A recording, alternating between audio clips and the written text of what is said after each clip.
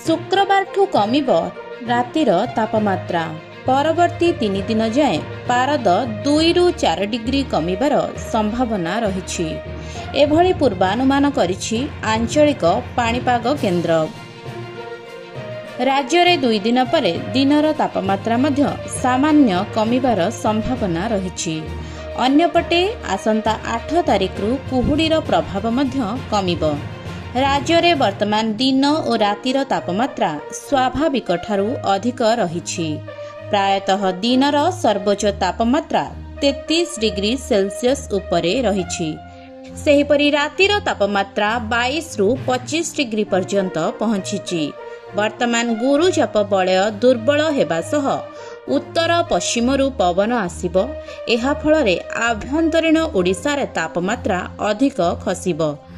उपकूल रे तापमात्रा कमिले भी ठंडा बेसी बढ़ी न पारे बोली कहिछि पाणीपाग विभाग। एपटे भुवनेश्वर समेत अनेक अंचल रे घन कुहुड़ी देखिबाकू मिलुछि।